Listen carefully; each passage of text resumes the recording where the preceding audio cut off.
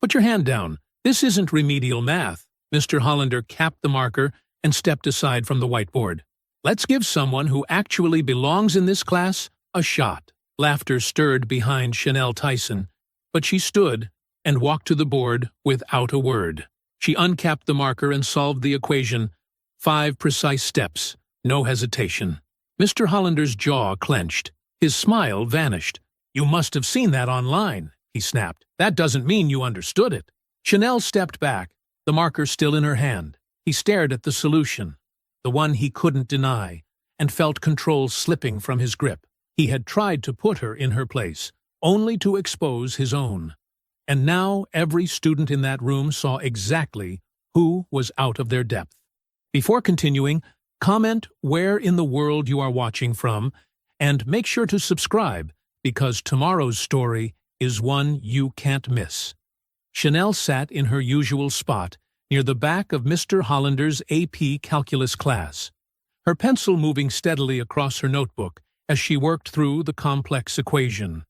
The familiar smell of dry erase markers filled the air, while Mr. Hollander's squeaking marker moved across the whiteboard, his tall frame casting a shadow over his work. The classroom was quiet except for the soft scratching of pencils and occasional whispers. Sunlight streamed through the windows, catching dust particles floating in the air. Chanel double-checked her work, confidence growing with each step of the solution. Mr. Hollander turned to face the class, his thin lips curved into what seemed like a perpetual smirk. Now then, he said, adjusting his wire-rimmed glasses, who would like to solve this one for us? His eyes swept past Chanel, as if she were invisible. Chanel's hand shot up immediately, her heart pounding but her resolve firm. Mr. Hollander's eyebrows rose slightly, and a short, dismissive laugh escaped his lips. Anyone else? He asked, his gaze moving to the other side of the room where Ashley Trent and her friends usually sat. Let's give someone a real shot at this. The silence in the room grew heavier. Chanel kept her hand raised, straight and steady. She could feel her classmates' eyes on her, some curious, others uncomfortable. Mr. Hollander, Chanel said, her voice clear and controlled. I know the solution. His smile tightened. Well, he drawled, since you're so eager, Miss Tyson. He held out the marker like it was a dare. Show us what you've got. Chanel stood up, her chair scraping against the linoleum floor. She walked to the front of the class, her footsteps echoing in the silent room. Taking the marker from Mr. Hollander's hand, she faced the board. With steady strokes, she began writing out the solution. Her hand moved confidently across the white surface, each step flowing naturally into the next.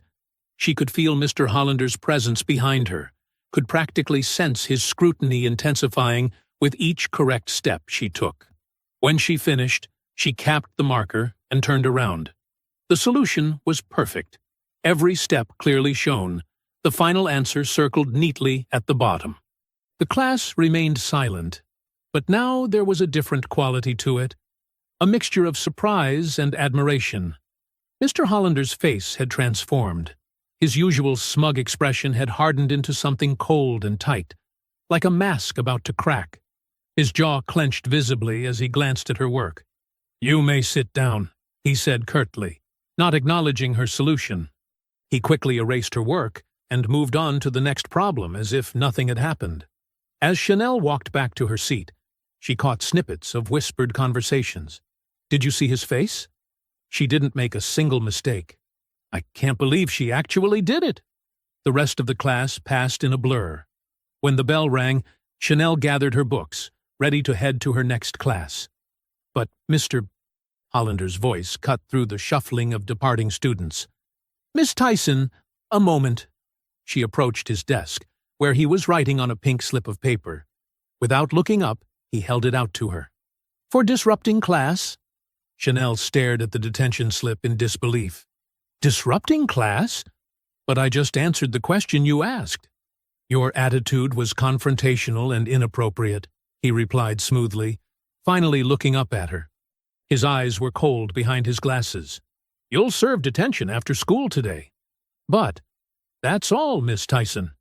His tone left no room for argument. The rest of the school day passed in a haze of anger and confusion. During detention, Chanel sat in the empty classroom, her mind replaying the morning's events over and over.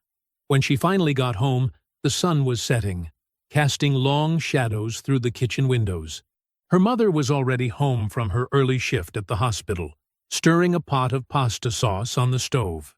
The familiar smell of garlic and herbs filled the kitchen, but even the comfort of home couldn't ease the knot in Chanel's stomach.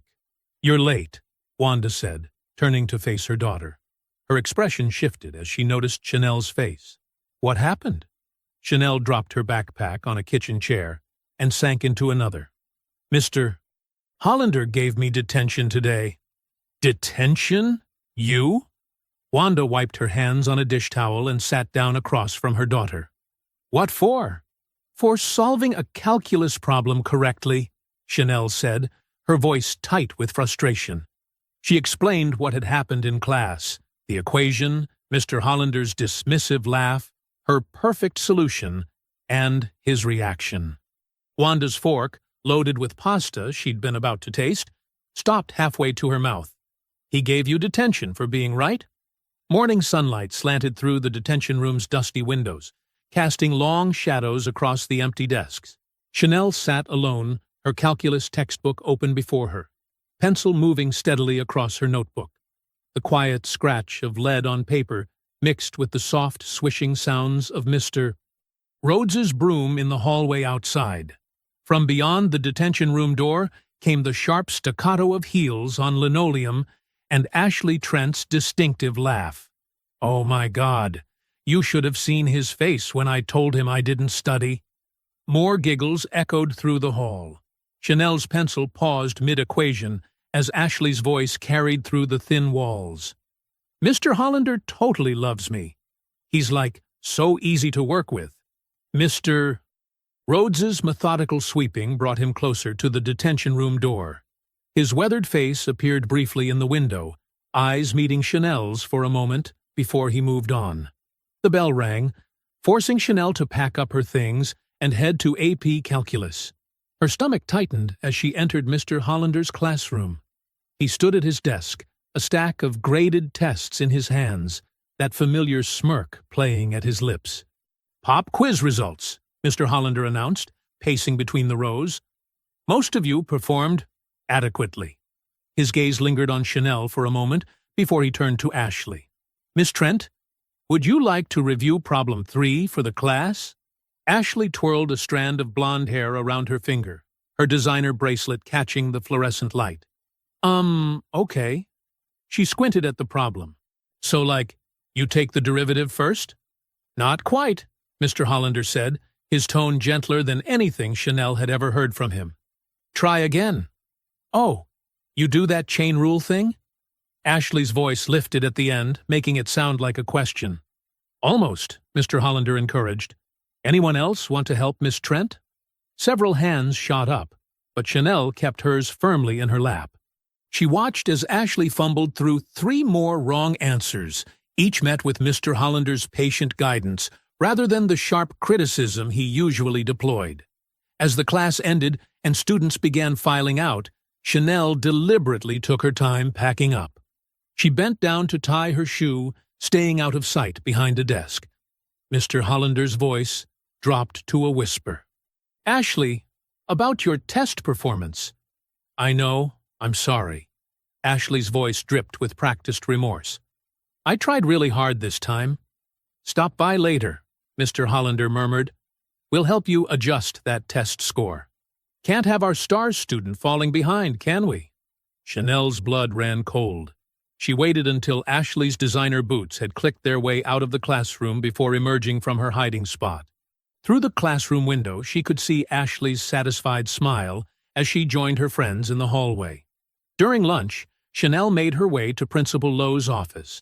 The secretary's desk was empty, but she could hear voices inside the principal's office. She knocked firmly on the door. "Come in," Principal Lowe called out. Chanel entered to find him sitting behind his massive desk, perfectly pressed suit, making him look more like a CEO than a high school principal. "Mr. Lowe, I need to report something." He gestured to the chair across from him. What seems to be the problem, miss? He paused, clearly searching for her name. Tyson. Chanel Tyson. She sat down, back straight. I overheard Mr. Hollander offering to change Ashley Trent's test scores. Principal Lowe's expression didn't change, but his fingers began drumming on his desk. That's a very serious accusation, Miss Tyson. I heard him clearly. He told her to come back later to adjust her test. I'm sure you misunderstood, Principal Lowe said, his voice smooth as glass. Mr. Hollander is one of our most respected teachers. He often offers extra help to struggling students. But, unless you have concrete evidence, he continued, I'd suggest being very careful about making such claims. They could be considered defamatory. The threat in his tone was unmistakable. Chanel felt her hopes deflating as she realized no help would come from this quarter. Was there anything else? Principal Lowe asked, already turning his attention to papers on his desk. No, sir, Chanel replied quietly, standing up. As she left his office, she pulled out a small notebook from her backpack and began writing, her hand shaking slightly with anger. That evening, sitting cross-legged on her bed, Chanel flipped through the pages of her journal. She documented everything. Mr. Hollander's dismissive behavior, the unfair detention, Ashley's preferential treatment, the whispered conversation about changing grades, Principal Lowe's dismissal of her concerns. Under the warm glow of her desk lamp, she added a final entry for the day. They protect each other. No one's coming. The words stared back at her from the page, stark and undeniable. She ran her hand over the cover of the notebook, feeling the texture of the cardboard beneath her fingers. Then, moving quietly, despite being alone in her room, she lifted her mattress and slid the journal underneath, making sure it was completely hidden from view. 2 days dragged by like molasses.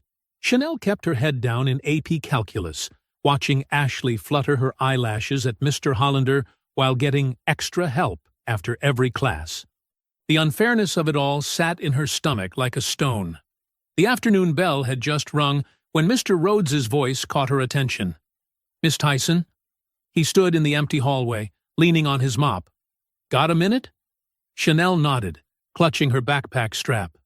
The old janitor's eyes darted around before he spoke again, voice barely above a whisper. Been watching you these past few days. Wondering if you're noticing what I'm noticing? She studied his weathered face. What do you mean? Mr. Rhodes propped his mop against the wall and pulled a rag from his pocket, pretending to wipe down the nearby trophy case. Been here 28 years. Seen a lot of things. Way they treat certain students different than others. He paused, focusing intently on a particularly shiny trophy. Especially in Hollander's class. Chanel's heart began to race. You've seen something? Seen plenty. He moved to the next trophy, still not looking at her directly. Last year, caught him handing Ashley Trent a manila envelope, peeked inside when she dropped it later. Test answers, clear as day. Year before that, same thing with another cheerleader. The hallway suddenly felt too quiet, too exposed. Chanel lowered her voice. Why didn't you tell anyone? Mr. Rhodes let out a dry laugh that held no humor. Who's going to listen to an old black janitor? Principal Lowe? School board? I ain't got no badge or degree, just a mop. He finally turned to face her, eyes serious. But you got something better. Got a brain and a backbone. They can't ignore that forever. Chanel thought about her hidden journal. I've been keeping notes. Smart girl. He nodded approvingly. Keep doing that. Document everything. Dates, times, what was said. Never know when you might need it. A door slammed somewhere down the hall, making them both jump. Mr. Rhodes quickly resumed his cleaning, and Chanel pretended to check her phone. Better get going, he muttered. But remember what I said. You ain't alone in seeing what's happening here. That night, Chanel sat at her desk, laptop open to a blank document. Her journal lay beside it, filled with hurried notes about detention slips and whispered conversations. She began typing, organizing everything chronologically. September 15th. Solved equation correctly in class. Given detention for disruption. September 16th. Overheard Hollander offering to adjust Ashley's test scores. September 16th. Reported to Principal Lowe. No action taken. Her fingers hovered over the keyboard as she remembered Mr. Rhodes's words. She added, historical pattern. Mr. Rhodes witnessed similar incidents in previous years. Multiple white students received test materials in advance. The next morning, Chanel logged into the school's online portal to check her latest calculus test score. She blinked hard, certain she was seeing things wrong. The 97% she'd earned had somehow transformed into a 78%. Her hands trembled as she clicked through the test details. No explanations, no marked deductions, just a simple number change. The knot in her stomach tightened as she remembered Mr. Rhodes's advice about documentation. Moving quickly, she opened the screenshot tool on her computer. One click captured the original score, still visible in the recent grades section. Another screenshot showed the changed grade on the test detail page. The timestamps were clear. The change had happened overnight. She couldn't risk losing this evidence. Chanel created a new email draft, attached both screenshots, and typed her own email address. Her cursor hovered over the send button for just a moment before she clicked, watching the confirmation appear. Message sent. A notification popped up on her screen. The school portal was performing routine maintenance and would be down for the next hour. Chanel knew what that meant. By the time it came back online, all trace of her original grade would be gone. She glanced at the wall clock, still 15 minutes before first period. Opening her email, she verified the screenshots had arrived safely. Then she created a new folder labeled Physics Notes and moved the email there, hidden in plain sight, just like her journal. The hallway outside began filling with voices as students arrived for the day. Chanel could hear Ashley's laugh among them, probably already planning her next adjusted test score. But this time, evidence of their scheme was safely preserved. Mr. Hollander's classroom door creaked open across the hall. Chanel quickly closed her email and gathered her books, the weight of the hidden screenshots like armor around her. They could change the numbers, but they couldn't erase the truth. Not anymore. The morning announcements crackled over the intercom as students filed into their first period classes. Chanel took her seat in AP Calculus, watching Mr. Hollander arrange papers on his desk with precise, methodical movements. He smiled at Ashley as she bounced into the room. Then his eyes slid past Chanel, as if she were invisible. The fluorescent lights hummed in the empty classroom as Chanel settled into her usual seat. She'd arrived 15 minutes early, determined to stay focused despite yesterday's grade tampering. The classroom smelled of chalk dust and industrial cleaner, a combination that usually made her feel ready to learn. Today, it just made her anxious. Mr. Hollander's footsteps echoed in the hallway before he appeared, briefcase swinging at his side. His eyes narrowed when he spotted her, jaw tightening beneath his neatly trimmed beard. He took his time arranging papers on his desk, straightening already straight stacks with precise movements. As other students filtered in, chattering about weekend plans, Mr. Hollander cleared his throat. "Let's all stay humble today," he announced, staring directly at Chanel. "Some of us need to remember our place in this classroom." Ashley snickered from her front row seat, twirling her blonde hair around one finger. The message was clear. Chanel wasn't welcome to participate anymore. The morning dragged on as Mr. Hollander worked through a particularly complex integral problem on the whiteboard. His marker squeaked as he wrote, calling on students at random. "Ashley? Michael? Jennifer?" Each time, he pointedly skipped over Chanel's raised hand. Chanel watched in growing frustration as he made a crucial error in the equation. Her pencil snapped in her grip as he confidently wrote down the wrong solution. Before she could stop herself, her voice cut through the silence. "That's not right," she said. "You forgot to account for the negative coefficient." The marker froze mid-stroke. Mr. Hollander turned slowly, his face flushing red beneath his carefully controlled expression. "Excuse me. The solution is incorrect," Chanel repeated, softer now, but still clear. If you check I don't appreciate your hostile tone, Miss Tyson. His voice dripped with barely contained anger. This kind of disrespectful behavior will not be tolerated in my classroom. But I'm just trying to— Enough! He slammed the marker down. One more word, and you'll be spending another week in detention. Is that what you want? The class sat in uncomfortable silence. A few students shifted in their seats, avoiding eye contact. Ashley's smirk grew wider. When the bell finally rang, Chanel gathered her books quickly, hoping to escape. But Mr. Hollander's voice stopped her at the door. A word, Miss Tyson. The other students filed out, leaving them alone. Mr. Hollander leaned against his desk, arms crossed. His previous anger had transformed into something colder, more calculated. You people always think being smart earns you something, he said quietly. Always pushing, always trying to prove yourselves superior. It's exhausting, really. Chanel felt her body go rigid. The words, you people, echoed in her head like a slap. She stood frozen, clutching her textbook like a shield. I've been teaching longer than you've been alive, he continued.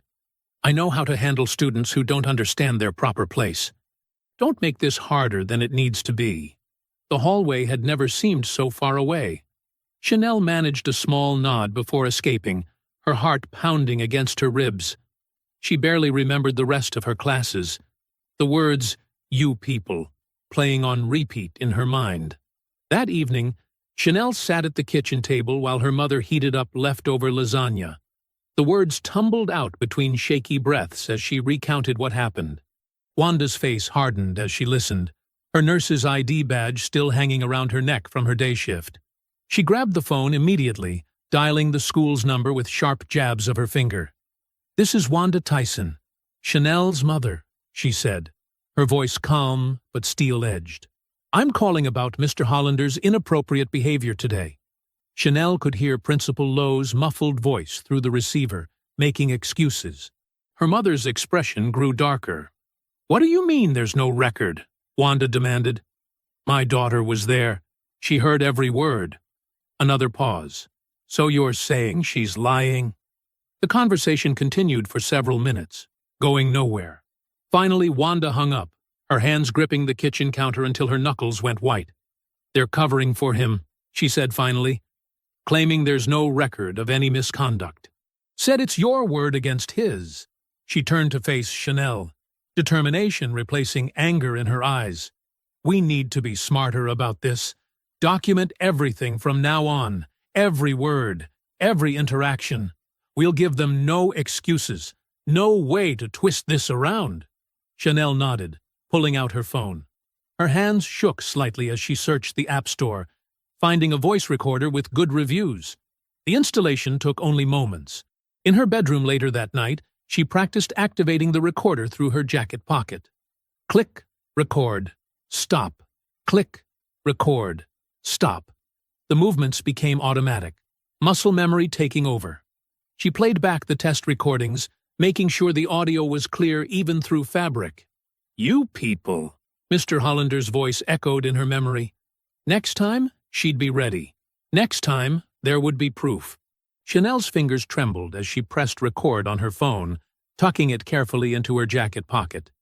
The device felt heavy against her chest, like a secret weapon. She'd practiced all weekend, making sure she could start and stop it without looking obvious. The hallway buzzed with Monday morning energy as students shuffled to their first classes. Every step toward Mr. Hollander's classroom made her heart beat faster. She touched the phone through her pocket one last time, drawing strength from its presence. Ashley and her friends blocked the doorway, giggling over something on a phone screen. Chanel squeezed past them, catching a glimpse of what looked suspiciously like test answers. She made a mental note to add that to her growing collection of evidence. The classroom smelled different today. Someone had used strong cleaning spray on the whiteboards, making the air sharp and chemical. Chanel settled into her seat, arranging her notebook and calculator with precise movements. Each item lined up perfectly straight, a small attempt at controlling something in this increasingly hostile space. Mr. Hollander swept in just as the bell rang, his usual pressed shirt and tie making him look more like a businessman than a teacher. He carried himself with the confident air of someone who'd never faced consequences for his actions. "Pop quiz," he announced, smirking as groans filled the room. "Let's see who's been paying attention and who's been—" His eyes fixed on Chanel. Relying on other advantages. The quiz problems were harder than usual. Chanel worked through them methodically, double-checking each step. Around her, she could hear frustrated sighs and eraser scratches.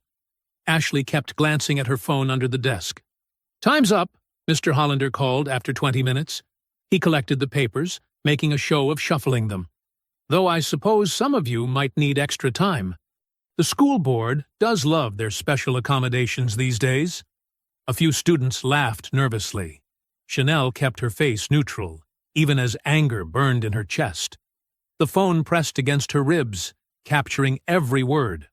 "Speaking of which," Mr. Hollander continued, walking between the desks, "I've been thinking about our calculator policy." He picked up someone's graphing calculator, turning it over in his hands. "Maybe we should start providing affirmative action calculators.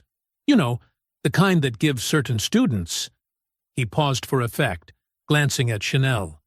"An extra boost when they can't quite measure up naturally." More uncomfortable laughter. Someone whispered, "That's messed up," just loud enough to hear. Chanel's pencil pressed so hard against her paper it nearly tore through. The rest of class passed in a blur of equations and barely concealed hostility. When the bell finally rang, Chanel waited until everyone left before stopping the recording. Her hands shook as she played back the first few seconds to make sure it worked.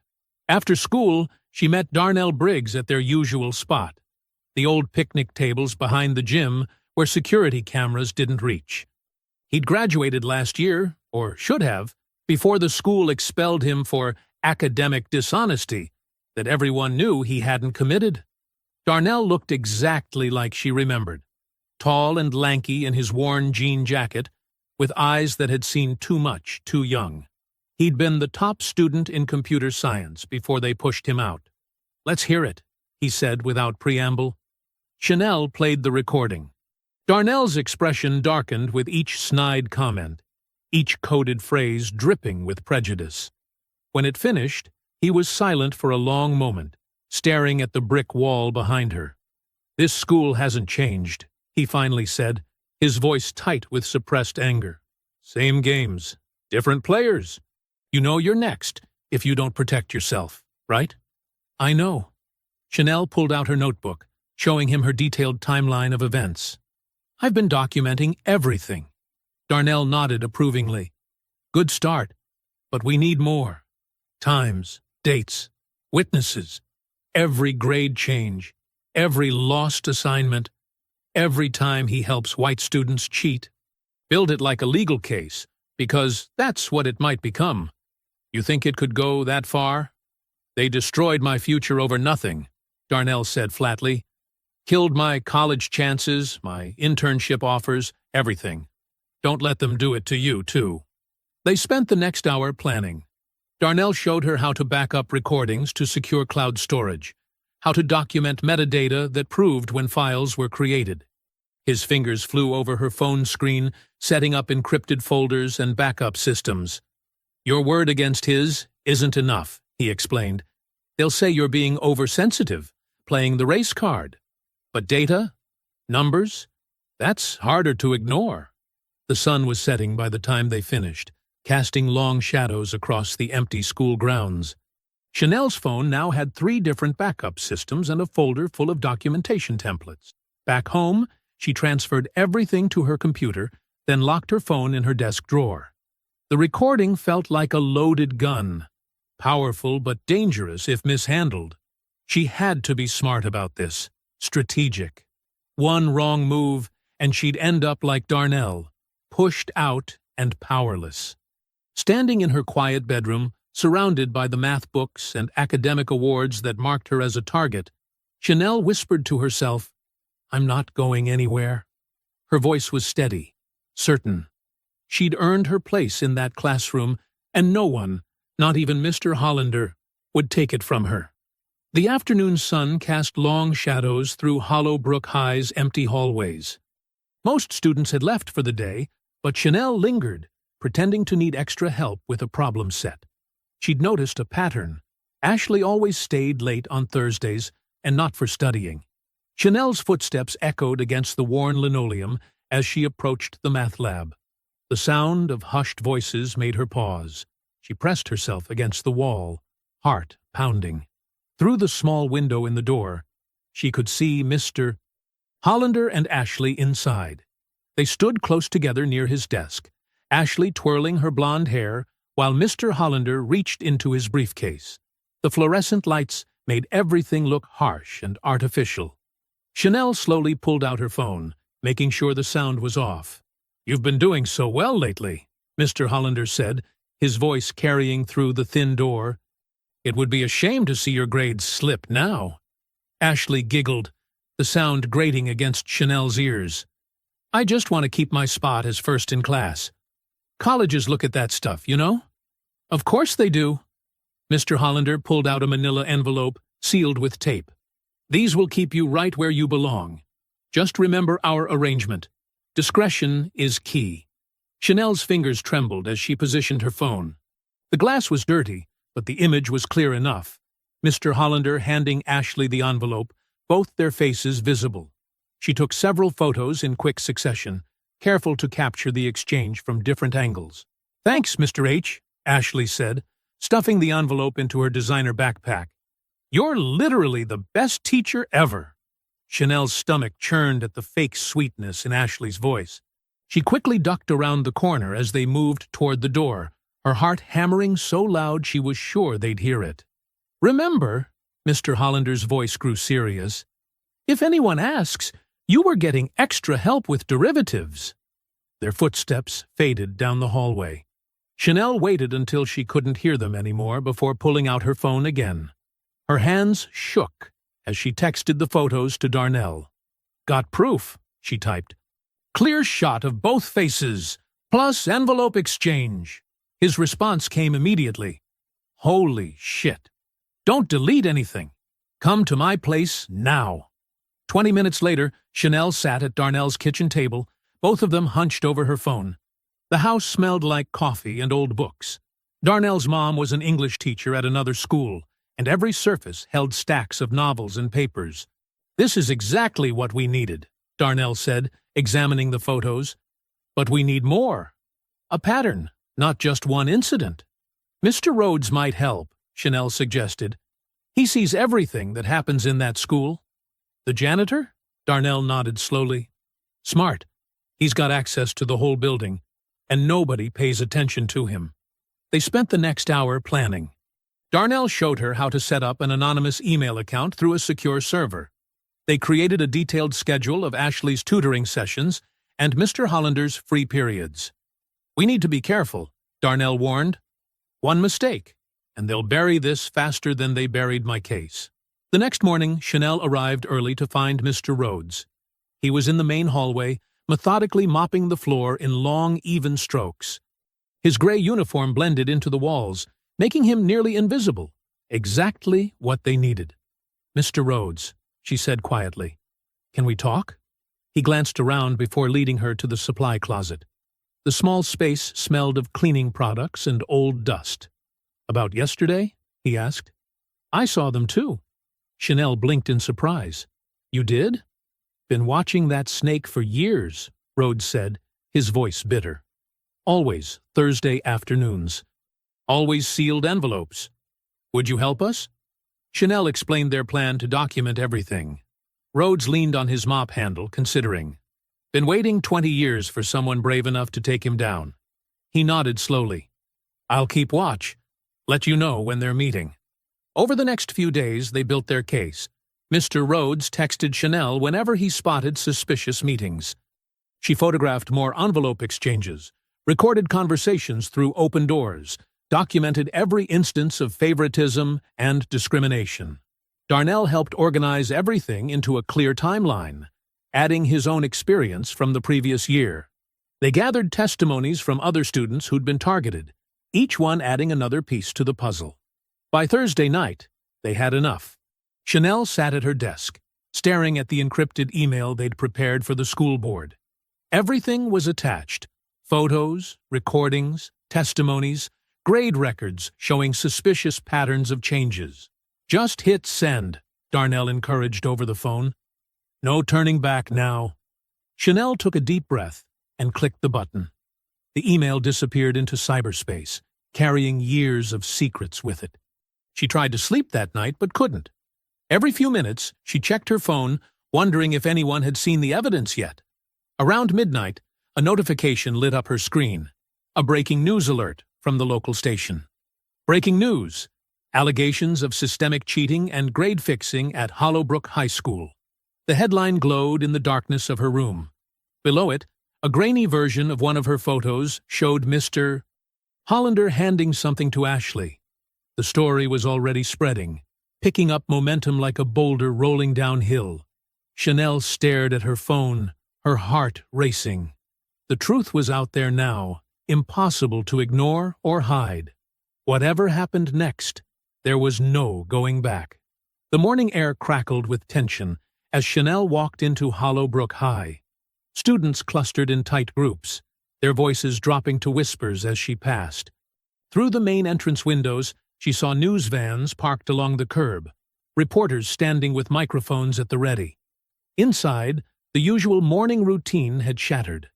Teachers huddled near the staff room, their faces tight with concern. Mr. Hollander's classroom door remained locked, the lights off inside. A substitute teacher hovered nearby, looking lost. "Did you see the news?" A freshman whispered too loudly to his friend. "They caught someone cheating." "Not someone," another student replied. "Like a whole system of it." The morning announcements crackled over the intercom. Principal Lowe's voice strained as he ordered all students and staff to the gymnasium for an emergency assembly.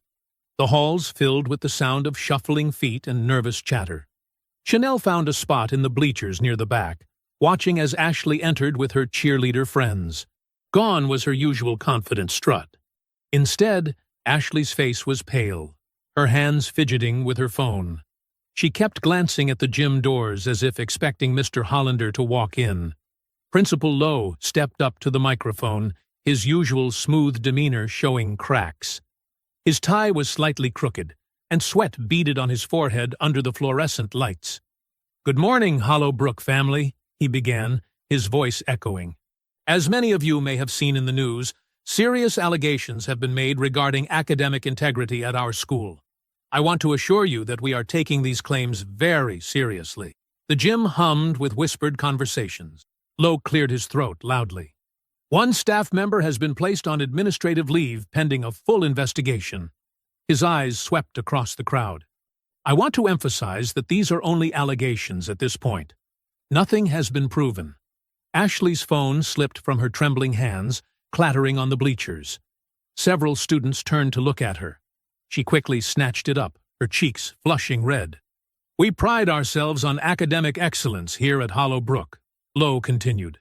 "Any suggestion of impropriety will be thoroughly investigated.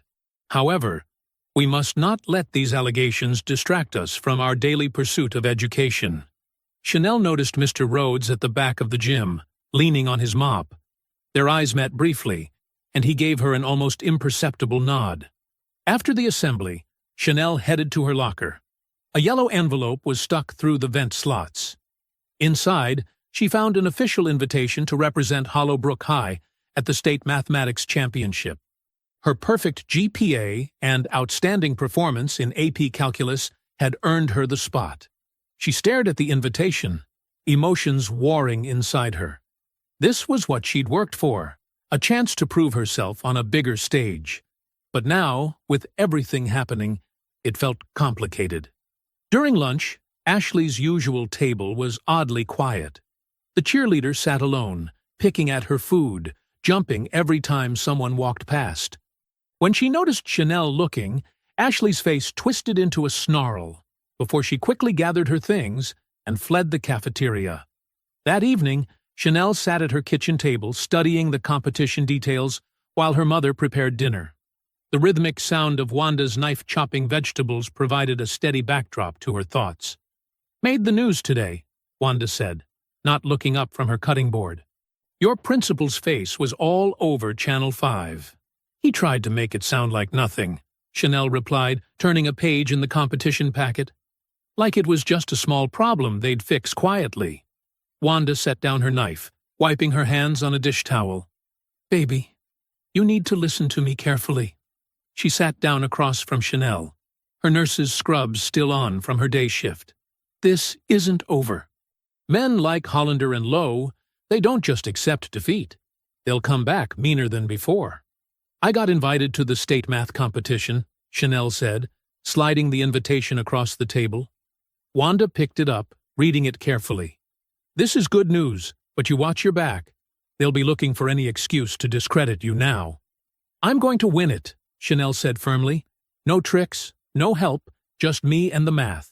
They can't take that away." Over the next 3 days, Chanel threw herself into preparation. She worked through practice problems during lunch, studied old competition questions after school, and filled her journal with notes and strategies. Mr. Rhodes would sometimes leave newspaper clippings about the investigation in her locker. More students were coming forward with stories about grade fixing and favoritism. On the morning of the competition, Chanel double-checked her backpack. Her journal was tucked safely inside, along with her phone containing all the evidence they'd gathered. She hadn't deleted anything, despite Darnell's suggestion to store it somewhere safer. These weren't just photos and recordings anymore. They were her protection. The yellow school bus waited in the parking lot, its engine humming in the early morning air. A few other students from the math team were already boarding, their faces showing a mix of excitement and nervousness. None of them spoke to Chanel as she climbed the steps. She chose a seat near the middle, placing her backpack carefully beside her. Through the window, she could see her mother standing by her car, watching. Wanda raised her hand in a small wave, her face serious. They both knew this competition was about more than just math now. The state competition auditorium buzzed with nervous energy. Hundreds of students filled the rows, their calculators and pencils lined up on desks like soldiers ready for battle. Chanel sat straight-backed in her chair, taking slow, measured breaths to calm her racing heart. The air conditioning hummed overhead, making the papers on her desk flutter slightly. All around her, students from wealthy private schools and prestigious academies whispered amongst themselves. Their blazers bore embroidered crests, their calculators the latest models. Chanel glanced down at her own well-worn calculator, the one her mother had saved 3 paychecks to buy when she first started AP Calculus. "Welcome to the 43rd Annual Georgia State Mathematics Championship," announced a gray-haired woman at the podium. "You represent the brightest young minds in our state. Today's competition consists of 3 rounds: individual problem-solving, team challenges, and finally, our lightning round." Chanel's fingers traced the edge of her desk as she listened to the rules. The first set of problems appeared on the screen at the front of the auditorium. Her heart steadied as she read through them. Numbers had always been her sanctuary, pure, logical, unchangeable by prejudice or power.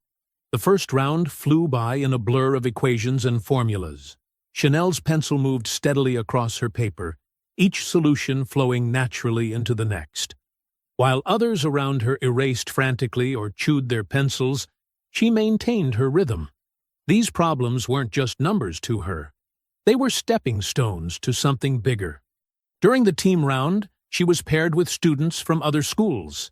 Initially, they eyed her Hollowbrook High t-shirt with skepticism, but their attitudes shifted as she quickly identified key patterns in the problems.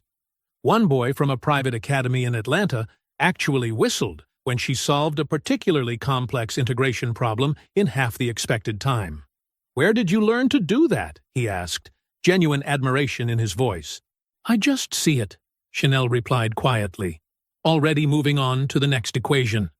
The lightning round was where she truly shined. Question after question flashed on the screen, each requiring split-second thinking and perfect execution. Chanel's hand shot up consistently, her answers clear and confident. With each correct response, the whispers in the audience grew louder. When the final scores were tallied, there was no debate. Chanel had achieved the highest combined score across all 3 rounds, a feat that hadn't been accomplished by any student from a public school in over a decade. The head judge, a mathematics professor from Georgia Tech, called her name with evident surprise. First place, with a near-perfect score, Chanel Tyson, Hollowbrook High School. The applause started slowly, then built to a thunderous level. As Chanel walked to the stage, she caught glimpses of faces in the audience, some amazed, some confused, some genuinely happy for her. The trophy they handed her was heavier than she expected, its golden surface catching the stage lights. Cameras flashed from the local news crews who had come to cover the event. For once, Chanel didn't shy away from the attention. She stood tall, holding her trophy, thinking of her mother's sacrifices, of Mr. Rhodes's quiet support, of every doubtful look and dismissive comment she'd endured. The drive home felt surreal. The trophy sat in her lap, its weight grounding her in the moment. Outside her window, Georgia pine trees blurred past as the bus carried her back to Hollowbrook. She thought about texting her mother but decided to surprise her instead. When the bus pulled into the school parking lot, Chanel wasn't prepared for what she saw. A small crowd had gathered, neighbors from their street, some of her classmates, even a few teachers. At the front stood her mother, holding a bouquet of yellow roses, her nurse's scrubs suggesting she'd come straight from her shift. "That's my girl," Wanda called out as Chanel stepped off the bus.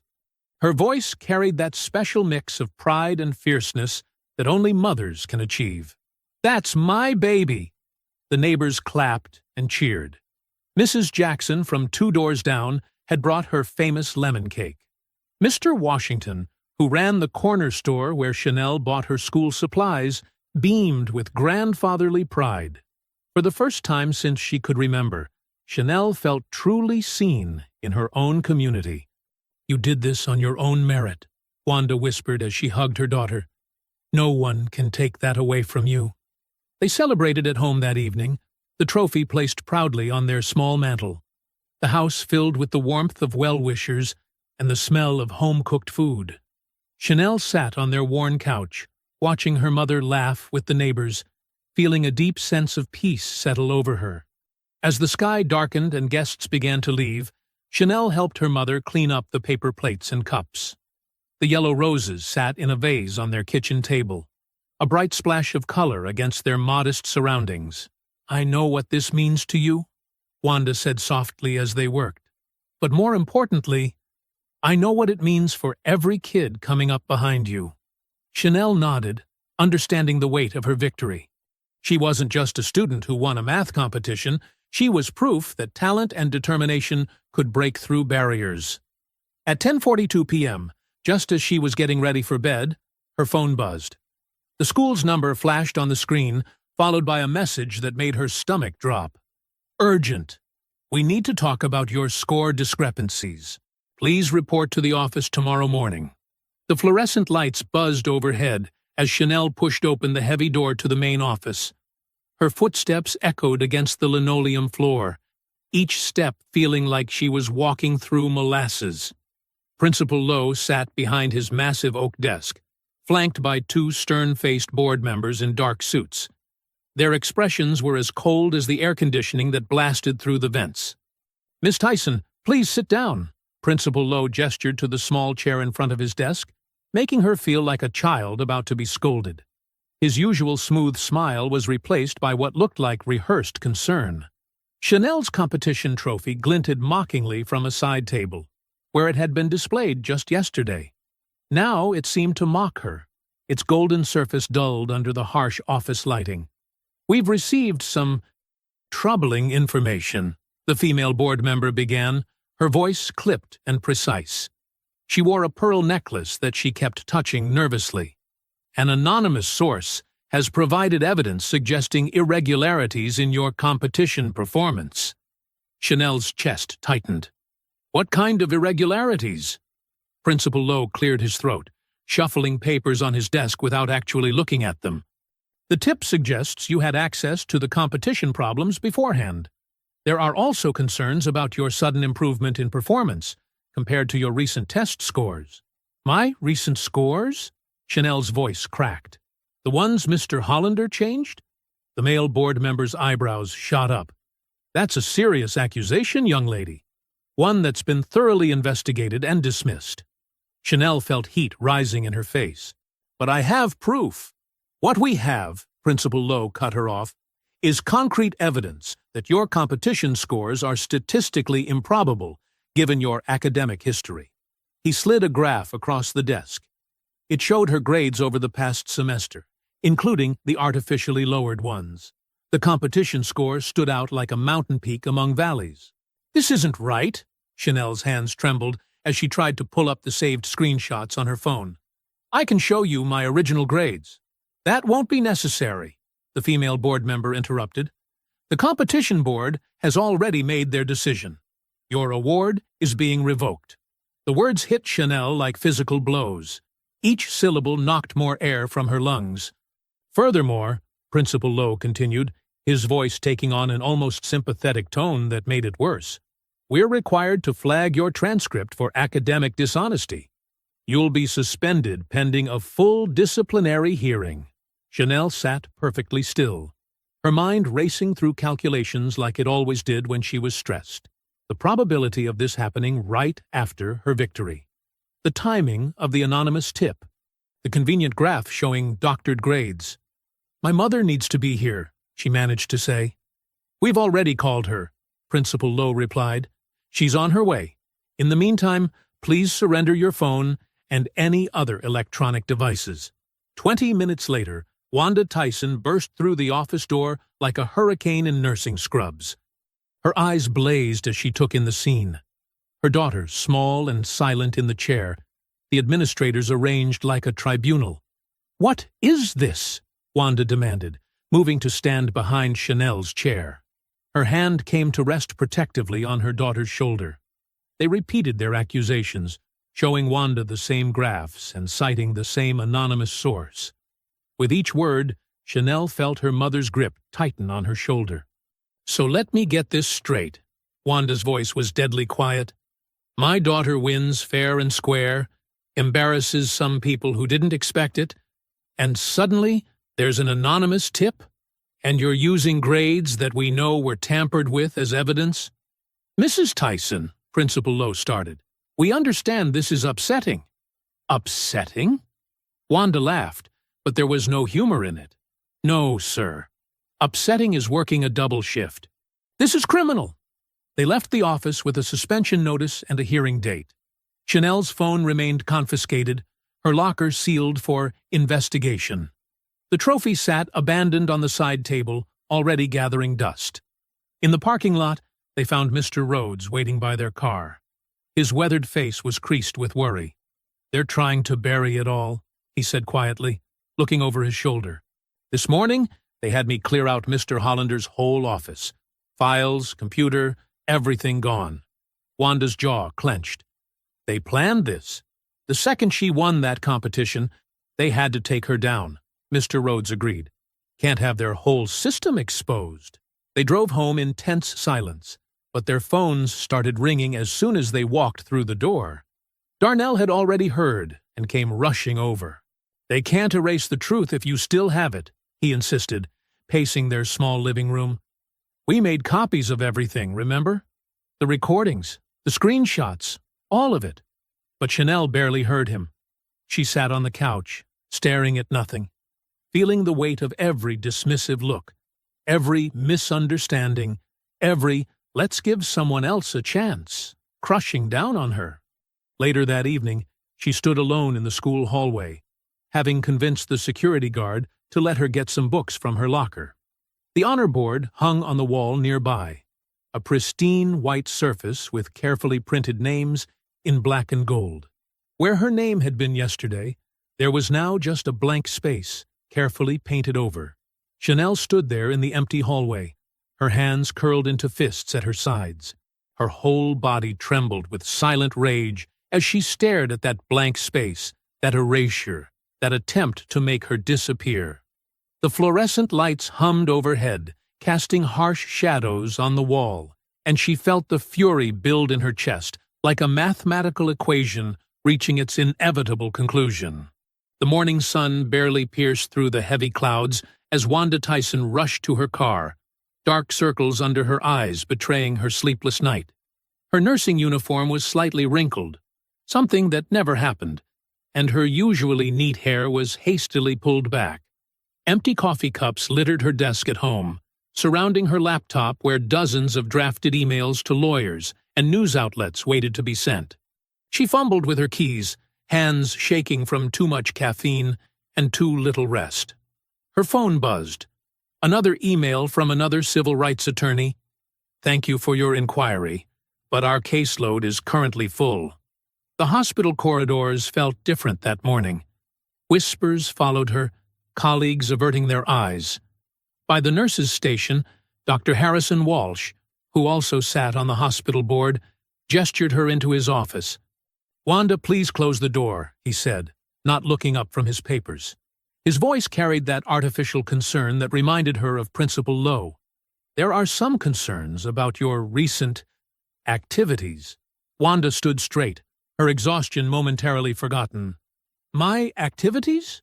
"This situation with your daughter's school." He shuffled papers on his desk. "It's creating waves in the community.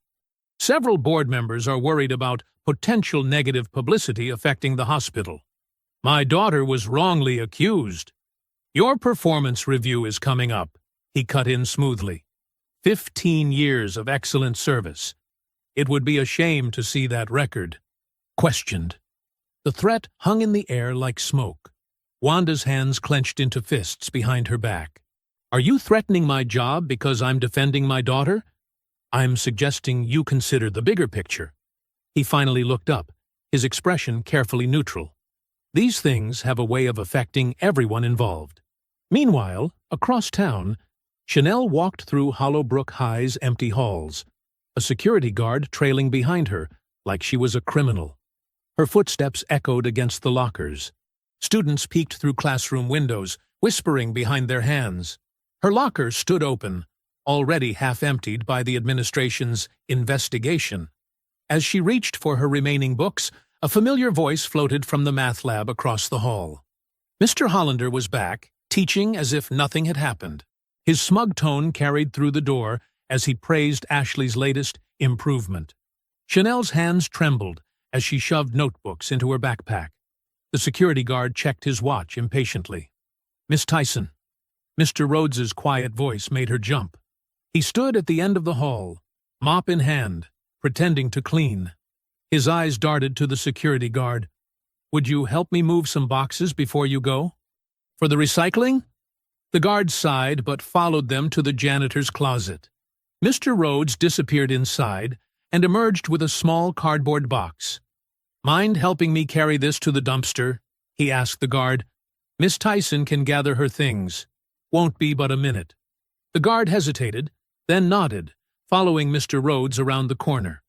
The moment they disappeared, Mr. Rhodes slipped back, speaking quickly and quietly. "Security system backs up to an old hard drive in the basement," he whispered. "They forgot about it years ago when they upgraded, but it still records. Every camera, every day." Chanel's heart began to race. The math lab. 2 weeks of footage. He pressed a USB drive into her hand. "Last Tuesday, 4:15 p.m. Watch it at home." Footsteps approached. "Mr. Wirtz." Rhodes vanished back around the corner, his voice carrying as he discussed recycling protocol with the guard. At home, Chanel's hands shook as she plugged the drive into her laptop. The footage was grainy but clear enough. The timestamp showed 4:15 p.m. last Tuesday. The math lab appeared empty at first. Then Ashley slipped in, looking over her shoulder. Mr. Hollander followed, standing watch at the door. Ashley moved to his desk, opened a filing cabinet with a key he handed her. She pulled out folders, started taking photos with her phone. Test papers, answer keys, future exams. Mr. Hollander checked the hall again, then pointed to specific pages. Ashley nodded, photographing each one. The whole thing took less than 10 minutes. Before they left, Mr. Hollander patted Ashley's shoulder, his self-satisfied smile visible even in the grainy footage. Chanel's vision blurred with tears of rage as she watched. Her hands shook so badly she could barely operate the mouse to replay the sequence. Every dismissal, every accusation, every time they'd called her a cheater, while this had been happening all along. The footage continued, showing other days, other students, always the same ones, slipping in after hours. Mr. Hollander supervising, providing access, ensuring his favorites maintained their perfect grades while students like Chanel were pushed down. She sat back in her chair, tears streaming down her face, the evidence playing on an endless loop before her. The silent black and white footage felt like a confession, like truth finally breaking through all their lies. In her hand, she clutched her phone, wondering who to call first. Her mother, Darnell, a lawyer, the news. The USB drive hummed quietly, holding irrefutable proof of everything they'd denied. On the screen, Ashley and Mr. Hollander moved like ghosts through their routine of deception, unaware they were creating the evidence of their own downfall. Chanel's fingers hovered over the keyboard, trembling as she rewound the security footage for the 5th time. The grainy black and white video showed Ashley Trent slipping into the math lab while Mr. Hollander kept watch at the door.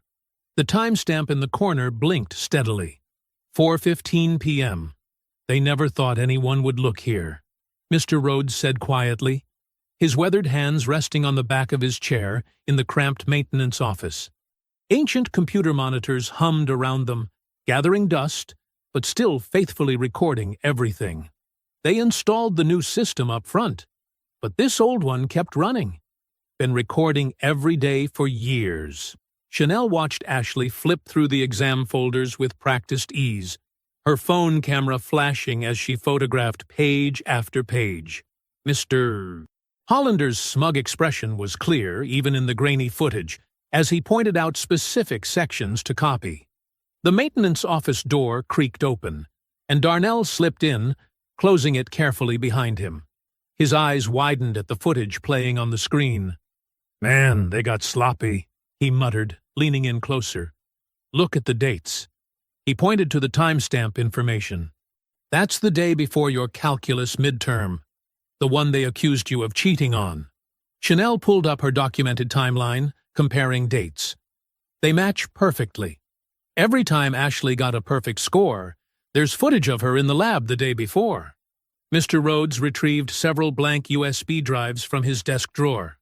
"Better make copies. Lots of them. They'll try to delete this as soon as they know we found it." Darnell's fingers flew across the keyboard, creating backup after backup. "I'm uploading it to secure cloud storage too. They can't touch it there." His face was grim with concentration. "This is exactly what happened to me last year. But they were careful. Didn't leave evidence like this."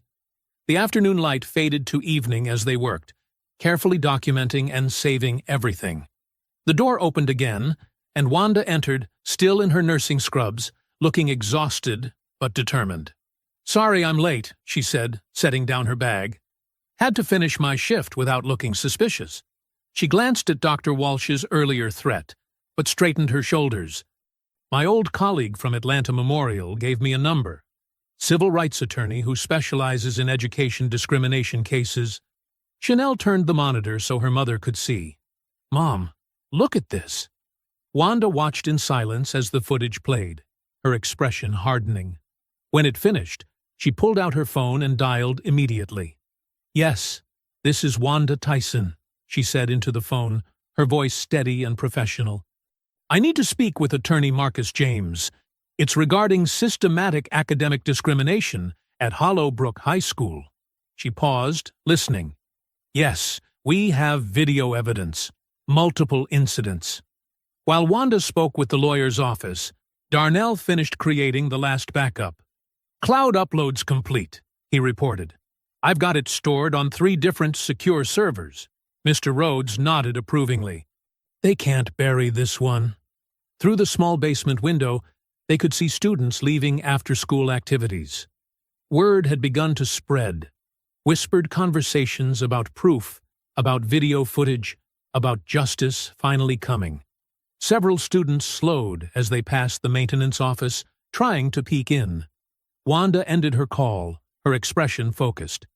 Attorney James wants to see everything tonight. He says this proves clear retaliation and systematic misconduct. He's requesting an emergency school board hearing. Chanel gathered the USB drives, carefully labeling each one. Her hands had stopped shaking, replaced by a calm certainty. The truth was saved, backed up, impossible to deny or delete. "Mr. Rhodes," she said quietly, "thank you for seeing everything all these years, for helping us prove it." The old janitor smiled sadly. "Sometimes the most important things happen where nobody's looking." He gestured to his ancient recording system. "Or where they think nobody's looking." They worked together, organizing the evidence into clear folders, dates, times, patterns of behavior. Darnell added his own documentation from the previous year, showing how long this had been going on. Mr. Rhodes contributed his written observations from years of watching similar incidents. Outside, the sun set behind the school buildings, casting long shadows through the small window. The hallways above fell silent as the last students left for the day. In the quiet maintenance office, Wanda attached the final file to an email addressed to Attorney James. Chanel watched the upload progress bar inch forward on her mother's phone screen. 85%, 90%, 95%. Each percentage felt like another nail in Mr. Hollander's carefully constructed system of favoritism and discrimination. The bar reached 100%. Sent. The truth was out there now, backed up and documented. Impossible to deny. Chanel looked at her allies in the small office, her fierce mother, loyal Darnell, observant Mr. Rhodes, and felt a profound sense of certainty. The evidence was secure. The real fight could begin. The morning air felt sharp and clean as Chanel stood across from Hollowbrook High, watching the sun creep over the brick building. She wasn't wearing her usual school clothes. Instead, she'd chosen a crisp white button-down shirt and dark slacks. Professional. Determined. Ready. Students began gathering around her and Darnell on the public sidewalk. Many carried handmade signs. "Stop protecting racists. Education is a right. Justice for Chanel." More importantly, they carried papers. Dozens of documented incidents, screenshots, and testimonials collected over the past week. "Marcus and Denise were expelled last year for being disruptive," Darnell said, gesturing to a small group of former students. Same pattern. "They questioned things in class, got labeled as troublemakers." The expelled students nodded, clutching their own documentation. Cars started pulling up, parents who'd taken the morning off work after hearing about the evidence.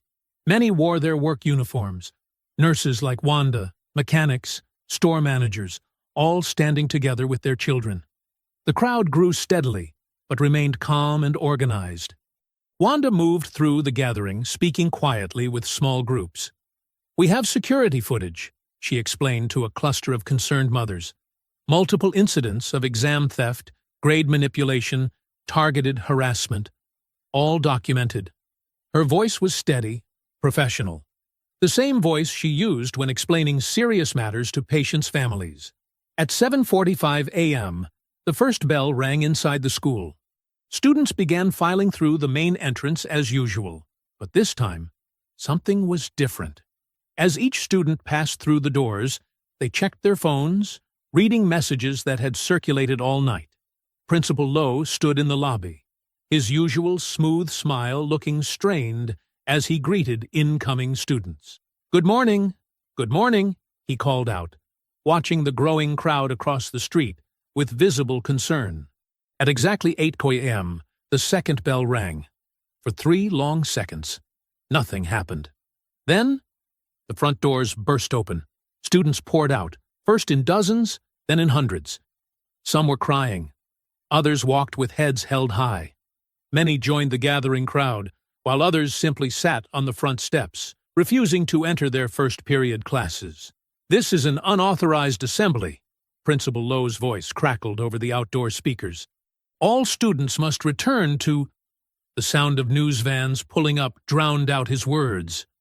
Reporters emerged with cameras and microphones, alerted by Attorney James's office. They began interviewing students and parents, capturing story after story of discrimination and retaliation. "My daughter's grades were changed after she reported harassment," one mother told a reporter, holding up printed screenshots. "I was kicked off the math team for attitude problems when I started winning competitions," a tall boy explained to another camera. Through a second-floor window, Mr. Hollander's face appeared, then quickly vanished. The blinds snapped shut, but not before Chanel caught his expression. Shock mixed with fear. His carefully constructed system was crumbling in real time.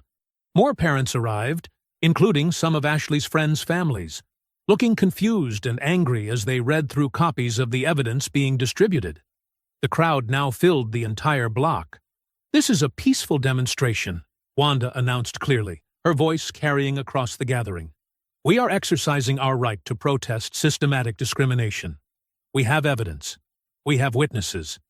We demand accountability." Darnell coordinated with student leaders, making sure everyone had water and stayed calm. He'd been preparing for this moment since his own expulsion, gathering names, dates, patterns of behavior. Now it was all coming to light. Police cruisers arrived with lights flashing, but instead of confronting the protesters, they began directing traffic around the growing media presence. News vans lined both sides of the street. A helicopter circled overhead. "Ms. Tyson!" Principal Lowe called out, approaching the sidewalk with forced casualness. "Perhaps we could discuss this in my office.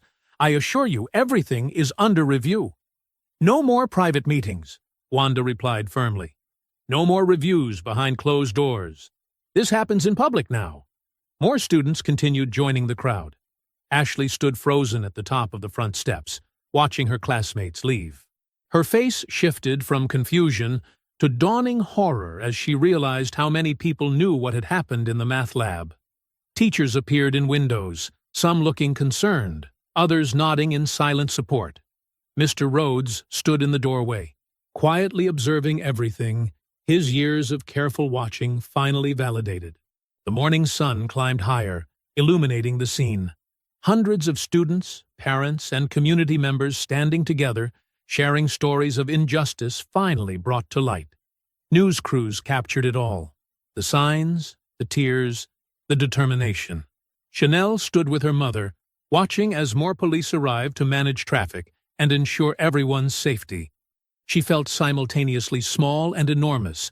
One student who'd refused to stay quiet, now at the center of a movement years in the making. "You okay?" Wanda asked softly, squeezing her daughter's hand. Chanel nodded, watching another news van park. "I just hope they listen this time." "Oh, they'll listen," Darnell said, joining them. "They don't have a choice anymore. The truth's too loud to ignore now." The crowd continued to grow as the morning unfolded. Police officers established a perimeter, not to contain the protesters, but to protect their right to be heard. News crews set up equipment for live broadcasts. The story was spreading beyond Hollowbrook High's walls, beyond their small town, becoming something bigger than any of them had imagined. The school auditorium buzzed with tension as hundreds packed the rows. News cameras lined the back wall, their red lights blinking in the dimness. Chanel sat with her mother in the front row, directly facing the long table where 7 school board members arranged their papers with grave expressions. Mr. Hollander sat alone at a small table to the left, his usual smug demeanor replaced by tight-lipped anxiety. Principal Lowe occupied a similar table on the right, repeatedly adjusting his tie. The room fell silent as Attorney James approached the podium, her heels clicking purposefully across the wooden stage. "Members of the board," she began, her voice clear and measured, "what you're about to see represents years of systematic discrimination and academic fraud at Hollowbrook High School." She nodded to a technician who lowered a projection screen. The security footage played in stark black and white. There was Ashley, slipping into the math lab after hours. Mr. Hollander appeared moments later, checking the hallway before closing the door. The timestamp matched exactly with the date of the midterm exam Chanel had been accused of cheating on. Murmurs rippled through the crowd. Ashley, sitting with her parents several rows back, sank lower in her seat. "Next, we have evidence of grade manipulation," Attorney James continued, displaying a series of screenshots. "Note the systematic lowering of Ms. Tyson's scores, while other students' grades were artificially inflated." The images showed clear before and after comparisons of the digital gradebook. Mr. Rhodes approached the podium next, his work boots squeaking slightly. He stood straighter than usual, his voice steady despite his obvious nervousness. "I've worked at Hollowbrook for 27 years, he began. "Seen a lot of things I wish I hadn't. But what happened to Chanel? That wasn't new. It was just the first time we could prove it." He described patterns he'd observed. Black students receiving harsher punishments, white students getting special help, missing exam papers mysteriously reappearing with perfect scores. "I kept quiet too long," he admitted, his voice thick with emotion. "But not anymore." Darnell's testimony came next. He stood tall in a pressed shirt, describing his own experience. "Last year, I questioned Mr. Hollander's grading. Next thing I know, I'm accused of threatening him. No evidence, no witnesses, just his word against mine. I was expelled 2 months before graduation." The board members leaned forward, examining documentation of Darnell's case. The disparities were obvious. Similar incidents involving white students had resulted in mere detentions. When Ashley was called to testify, she trembled visibly. Her previous confidence had evaporated under the weight of undeniable evidence. "Mr. Hollander said it was just extra help," she whispered into the microphone. "He said everyone does it, that some students just deserve more support." "Did you receive advance copies of exams?" Attorney James pressed. Ashley's eyes darted to Mr. Hollander, then back to her lap. "Yes," she admitted. "Multiple times." Mr. Hollander surged to his feet. "This is ridiculous. You can't possibly—" "Mr. Hollander," the board chair interrupted, "you'll have your turn to speak." When that turn came, Mr. Hollander's denials grew increasingly desperate as Attorney James displayed email after email. Messages to Ashley about study sessions that coincided perfectly with stolen test answers. Correspondence with Principal Lowe, dismissing complaints from black parents. His own words condemning him. "These are clearly fabricated," he sputtered, but his face had gone pale. "The timestamps and digital signatures are authenticated," Attorney James replied calmly. "Would you like to revise your statement?" Mr. Hollander's composure cracked. "Those students needed the help. I was maintaining standards. You can't understand what it's like, teaching these—" He caught himself, but the implication hung heavy in the air. Principal Lowe tried a different approach when questioned, hiding behind policy and procedure. "All disciplinary actions followed established guidelines," he insisted. "Then please explain," Attorney James said, "why black students were 3 times more likely to be expelled under your leadership, while white students with similar infractions received minimal consequences." She displayed a chart comparing disciplinary actions by race. The pattern was unmistakable. Principal Lowe's professional mask slipped, revealing panic beneath. The board chairman called for a recess. As members filed out, the auditorium erupted in tense discussion. Chanel remained silent, watching Mr. Hollander stare blankly at his hands. All his power, all his carefully constructed superiority, had crumbled under the weight of truth. Wanda squeezed her daughter's shoulder. "Almost done," she whispered. "You did this. You made them see." The 20 minutes of recess felt like hours. Students whispered nervously. Parents checked phones and watched the doors. Reporters scribbled notes and adjusted cameras, preparing for the board's return. When the members finally re-entered, their faces were grim with purpose. The chairman approached the podium, adjusting his glasses. The room held its breath. "Based on the overwhelming evidence presented today," he began, "this board has reached several immediate decisions. Mr. Kent Hollander's employment with the district is terminated, effective immediately. His case will be referred to the state licensing board for review and potential revocation of his teaching credentials. Mr. Hollander slumped in his chair as the chairman continued. Principal Avery Lowe is placed on administrative leave, pending a full investigation of discriminatory practices under his leadership. An interim principal will be appointed by week's end. The room remained tensely silent, waiting for more. Sunlight streamed through the kitchen window as Chanel and Wanda sat at their worn wooden table, two steaming mugs of coffee between them. Their phones buzzed simultaneously, official district emails arriving in a steady stream. Chanel's hands trembled as she opened the first message. "Mom," she whispered, her voice catching. "Look at this." Wanda leaned closer, reading over her daughter's shoulder. The district superintendent's letter was clear and unequivocal. After thorough review, all allegations against Chanel Tyson have been found baseless. Her academic record is hereby restored in full, including reinstatement as state mathematics competition champion. The district extends its sincere apologies for any distress caused. "Read that again," Wanda said, tears welling in her eyes. "Read it out loud." Chanel did, her voice growing stronger with each word. More emails followed, her competition scores officially validated, her permanent record cleared, her suspension expunged. The district's formal apology would be published in local papers. "There's more," Chanel said, scrolling through her inbox. College admissions officers had taken notice. 3 prestigious universities reached out directly, praising not just her academic achievements, but her courage in standing up to systemic abuse. "MIT wants to schedule an interview," she breathed, hardly daring to believe it. "They said my demonstrated leadership in confronting educational inequality aligns with their values." Wanda's phone chimed with its own message, a formal letter from the hospital board. "The threat to my job has been withdrawn," she said, relief evident in her voice.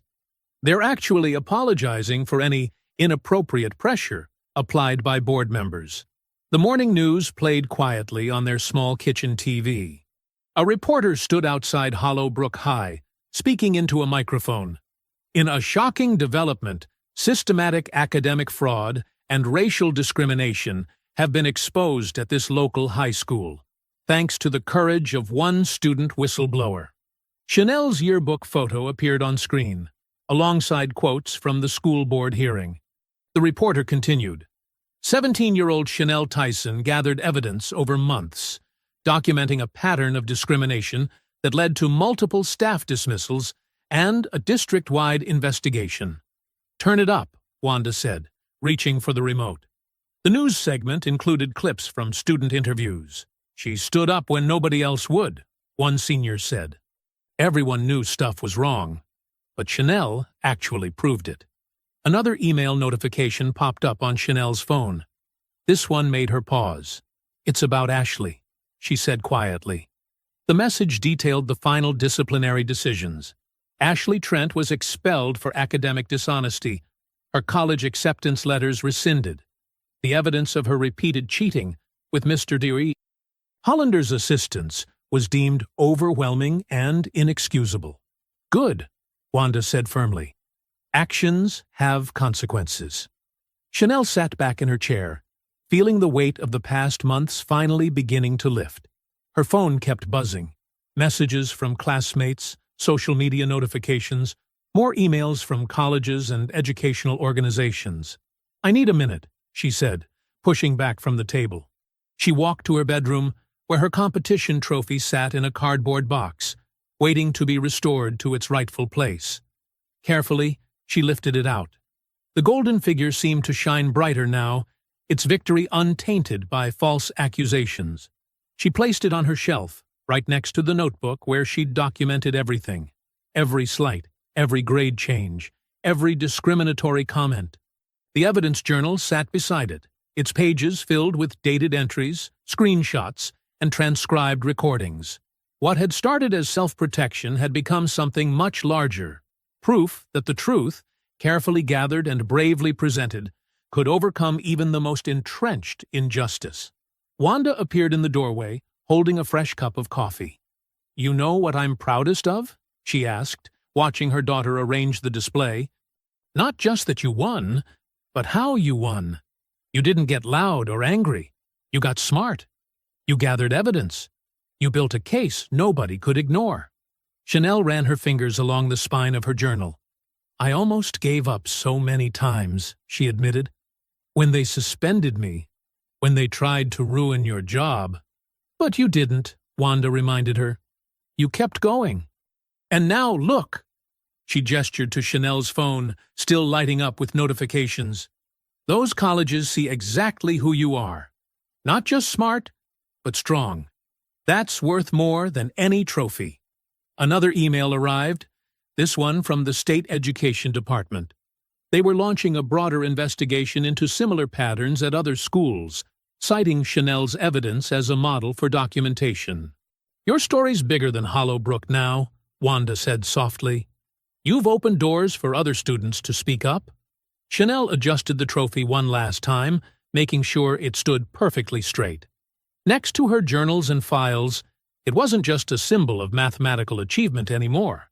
It represented something far more important: the power of persistence, the strength of truth, and the courage to stand firm when everything seemed stacked against you. We should celebrate, Wanda suggested. Call your friends, order dinner. But Chanel was already shaking her head. Can we just sit here for a while? Just us? After months of battles and public scrutiny, quiet victory felt sweeter than any celebration. Wanda smiled, understanding. They settled onto Chanel's bed, shoulders touching, watching the late morning sun paint shadows across the trophy's golden surface. Their phones continued buzzing with messages and congratulations, but for now, they simply breathed in the peace of vindication. Behind the heavy red curtain of Hollowbrook High's auditorium, Chanel stood in her crisp white graduation gown, clutching her mother's hand. The fabric felt cool and stiff against her skin, the gold honor cords heavy around her neck. Her heartbeat echoed in her ears, drowning out Principal Thompson's opening speech. You're shaking, Wanda whispered, squeezing her daughter's hand tighter. She looked elegant in her navy dress, her hospital badge still clipped to her purse. She'd come straight from her shift to be here. Good shaking or nervous shaking? Chanel asked, adjusting her cap for the 100th time. Powerful shaking, Wanda corrected, smoothing a stray curl behind Chanel's ear. The kind that comes before something big. Through gaps in the curtain, Chanel could see the packed auditorium. News cameras lined the back wall. The story of Hollowbrook's transformation had spread far beyond their small town, drawing attention from educational reformers and civil rights groups across the state. A student marshal appeared with his clipboard. 2 minutes, Miss Tyson. He smiled, genuine, respectful. The whole tone of the school had shifted these past months. Even the new principal, Dr. Thompson, had made systemic changes. Transparent grading policies, anti-discrimination training, a complete overhaul of disciplinary procedures. The audience's applause faded as Principal Thompson cleared her throat. It is my distinct honor to present our next graduate. This young woman's academic excellence speaks for itself. Perfect scores in advanced mathematics, early acceptance to multiple prestigious universities. But her contributions to our school community go far beyond academics.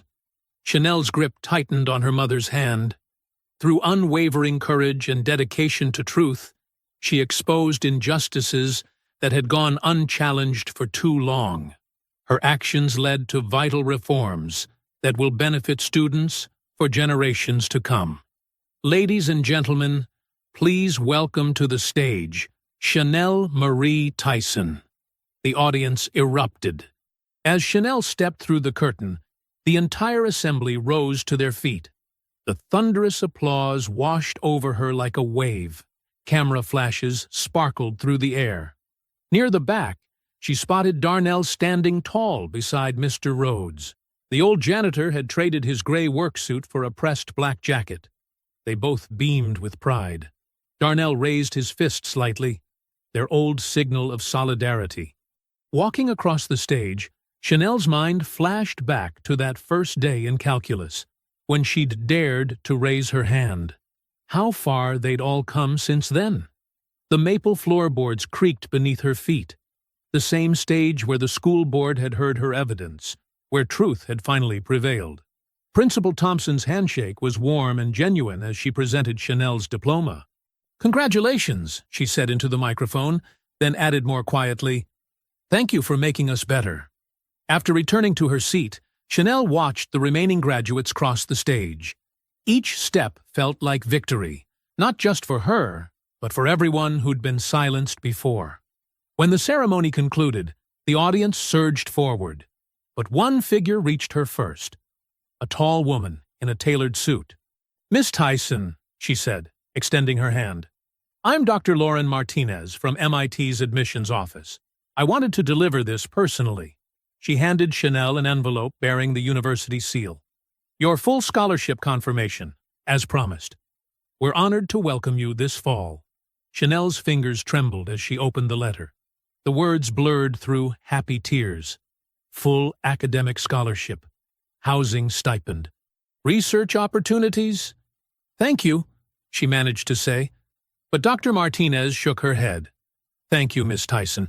Students like you, brave enough to challenge broken systems, that's who we want at MIT." As the admissions officer stepped away, Mr. Rhodes appeared at Chanel's elbow. His eyes were misty behind his glasses. "Knew you had it in you, right from the start," he said softly. "Watching you stand up to them made an old man proud." "I couldn't have done it without you," Chanel replied. "Without the evidence you helped me find." "You would have found another way," he interrupted gently. "That's who you are. I just handed you a key. You kicked down the whole door." More people pressed forward, classmates, parents, reporters. But Wanda cut through the crowd like a ship through water, wrapping her arms around her daughter. Her whisper carried years of struggle and hope. "You didn't just survive. You changed things." Chanel buried her face in her mother's shoulder, breathing in her familiar hospital soap scent mixed with her special occasion perfume. All the late nights, the documented incidents, the fear and doubt, it had led to this moment. Darnell joined their circle, his own eyes suspiciously bright. "Look at you, changing the world," he said, voice rough with emotion, "making it harder for them to ignore us." Through the crowd, Chanel caught glimpses of other faces, younger students watching her with hope, teachers nodding with newfound respect, parents whose children would have a fairer chance because she'd refused to stay silent. The afternoon sun streamed through the high windows, turning the air golden. Cameras continued to flash as reporters called questions. But Chanel felt light, unburdened. The scholarship letter crinkled in her hand. Not just a ticket to college, but proof that standing up for truth could open doors instead of closing them. When they finally moved toward the exit, Chanel paused in the doorway. One last time, she looked back at the auditorium where so much had changed. Then she stepped into the bright sunlight, cameras clicking rapidly, capturing her image. But she kept walking forward, head high, unafraid. The future stretched before her, wide open and free. If you enjoyed the story, leave a like to support my channel, and subscribe so that you do not miss out on the next one. On the screen, I have picked 2 special stories just for you. Have a wonderful day.